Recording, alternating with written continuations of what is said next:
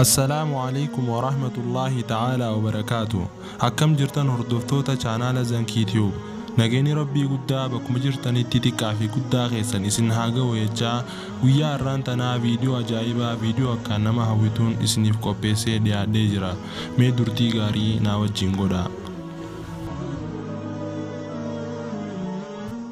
ربي مالف هوا في آدم أومي. ربي سبحانه وتعالى أباخين يا آدمي في هالتين وني أوميف أكيل من ما رفوفي.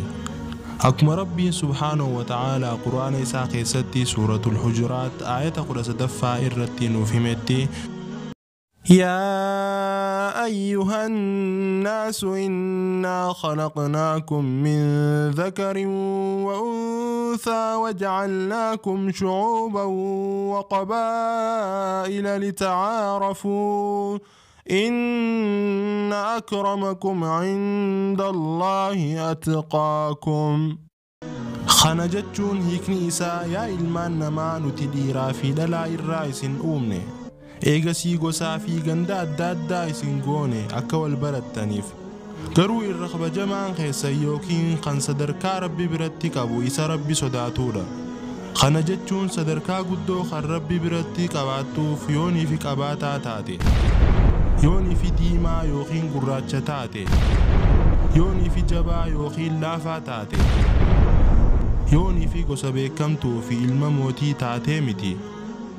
yoonii fi nama rabbii isaa sodaatu taate qofa. Gara gaafii teenyaa yommuu deebinu Rabbiin subhaanahu wa ta'aalaa abbaa keenya Aadamii fi haadha teenya Hawaa wanni uumeef ilmi namaa irra caalaa uumaa waan taheefi. Akkuma Rabbiin Qur'aana isaa keessatti suuratul Israa aayata 70 irratti walaqad karramnaa banii Aadama nuti dhugumatti ilmaan namaa ni kabajne yookiin sadarkaa isaanii ol fuune. Kana jechuun ati muslima taatu, kiristaana taatu, waaqeffataa taatu, nama amantii fedhe qabu taatus uumaa sadarkaa guddoo qabdu jechuudha. Sababni isaatis ilma namaa waan taateef jecha. Uumaa Rabbii keessaa malaayikaan eega Rabbi qulqulleessanii isma gabbaruu malee fedhii takka tan biraa hin qaban. Garuu ilmi namaa Rabbi qofa gabbaruu osoo hin tahin fedhii hedduu qaba. Kan akka nyaachuu, dhuguu, rafuu, yaaduu fi kan kana fakkaatan jechuudha.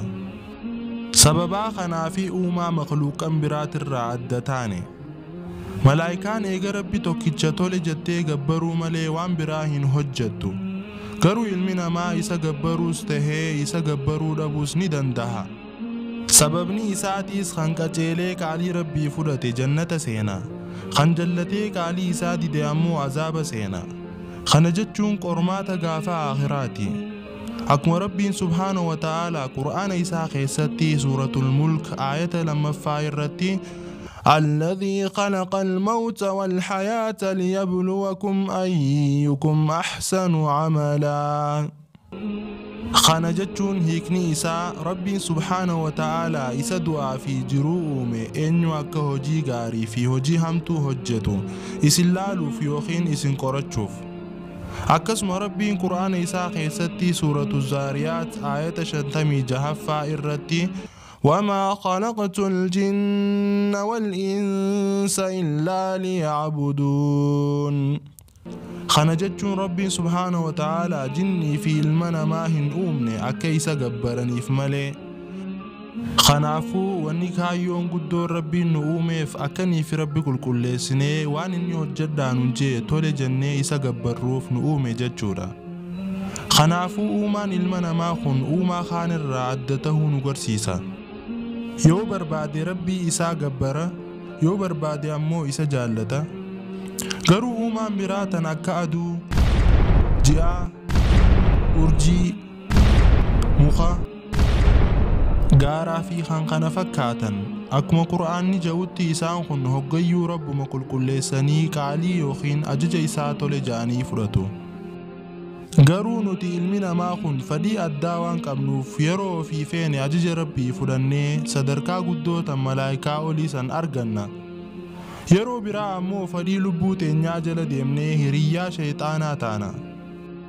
Saniifuu rabbiin kan nu uumeef guyyaa qiyaamaa saniif eenyu akka hojii gaarii fi eenyu akka hojii hamtuu hojjetu nu qorachuufi. Mee rabbiin warra fedhii lubbuu ofii osoo hin tahin warra lubbuun isaanii ajaja rabbii fudhattee fatanaa yookiin qormaata akhiraa dabartee jannata seentu nu haa godhu.